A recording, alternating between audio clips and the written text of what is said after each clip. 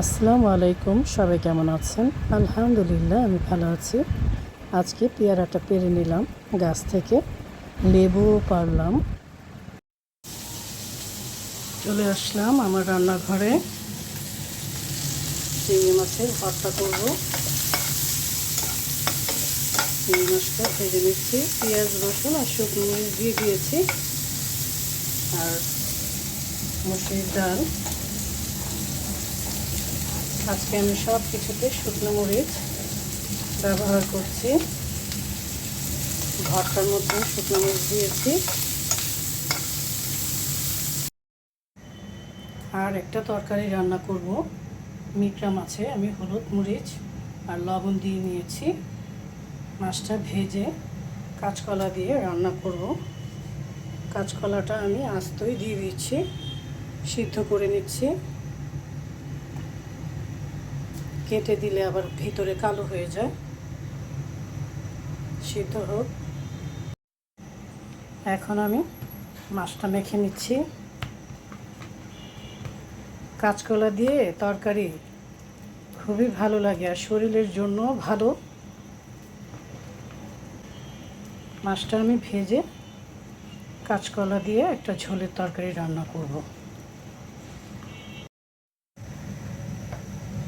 ভর্তাটা আমি এখন ছেঁচেই করে নিচ্ছি। সবসময় করে যারা যারা আমার ভিডিও দেখেন তারা তো জানেনই, আমি চিংড়ি মাছের ভর্তাটা ছেঁচে করি।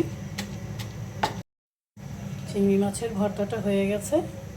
এখন আবারও আমি একটু সরিষার তেল দিয়ে দিচ্ছি। সরিষার তেলের পরিমাণটা একটু কম হয়েছিল, তাই আমি দিয়ে দিলাম। চিংড়ি মাছের ভর্তায় সরিষার তেলটা একটু পরিমাণে বেশি হলে খেতে কিন্তু দারুণ লাগে।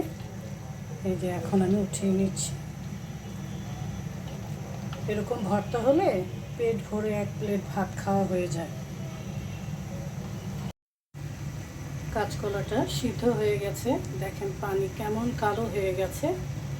এখন যদি ছিলে দিতাম কলাটাও কালো হয়ে যেত। পানিটা ফেলে দিচ্ছি। পানিটা ফেলে দিয়েছি। এখন একটু ঠান্ডা পানি দিয়ে দিচ্ছি। মাছ ভাজার জন্য ফ্রাই প্যানে তেল দিয়ে দিচ্ছি।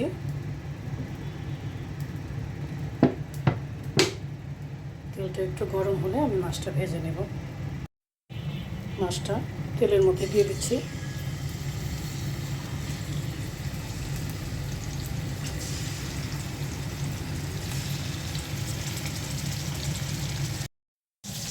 কাঁচকলাটা আমি সিদ্ধ করে ছিলে আবার কেটে নিয়েছি। দেখেন একদমই সাদা, আর তরকারিটাও কালো হবে না। সকালে নাস্তা খাওয়ার পর চিন্তা শুরু হয়ে যায়, আজকে কি রান্না করব, কি ভিডিও বানাবো। তারপর চিন্তা করে একটা রান্না করেই ফেলি। কাঁচকলার তরকারিটা আজকে করছি। রান্নার জন্য সব কিছু গুছিয়ে নিলে রান্না করতে অনেক সুবিধা হয়। এখন আমি তেলের মধ্যে পেঁয়াজ দিয়ে দিচ্ছি। আজকে কাঁচকলার তরকারিটা আমি সাদা করে রান্না করব।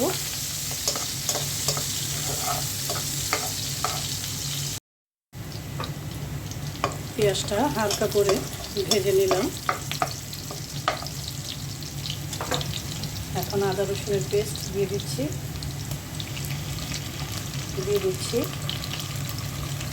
ধনিয়া ফাঁকি দিয়ে দিচ্ছি, জিরে ফাঁকি, লবণ,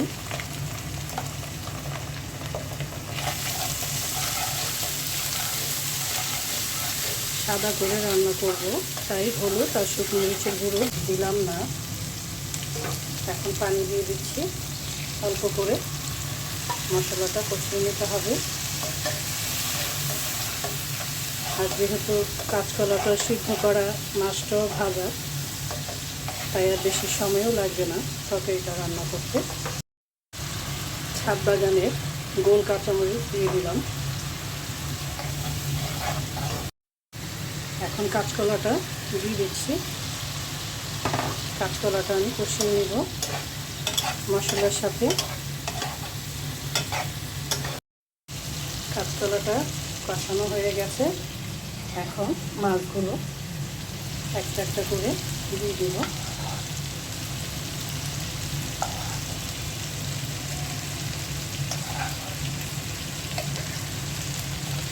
পানি দিয়ে দিচ্ছি, একটু বেশি করেই দিলাম, কারণ ঝোল ঝোল থাকবে তরকারিটা। যাদের ঘরে বৃদ্ধ বাবা মা আছে তারা এভাবে তরকারি রান্না করে খাওয়ালে তাদের শরীরের জন্য অনেক ভালো হবে, আর আমরা খেলেও শরীরের জন্য অনেক ভালো হবে। আমি আমার কাঠের ছেঁচুনিটা ধুয়ে নিয়েছি, মুছে নিয়েছি। এখন এভাবে একটা টিস্যু দিয়ে রাখি। মাছটা একটু উল্টে দিচ্ছি যেন এপাশ ওপাশ দুপাশে সুন্দর মতো জালটা হয়। এই তো হয়ে গেছে আমার মাছের তরকারি। সাদা করে রান্না করেছি কাঁচকলা দিয়ে, উপরে একটু জিরে ফাঁকি দিয়ে দিচ্ছি। এখন তরকারিটা আমি একটা বাটিতে উঠিয়ে নেব।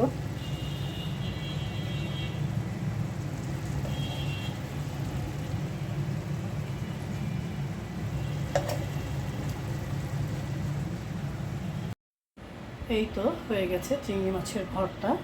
শুকনো মরিচ দিয়ে ভর্তাটা করেছি আর কাঁচকলা সাদা করে রান্না করেছি। সবাই ভালো থাকবেন, সুস্থ থাকবেন। আল্লাহ হাফেজ।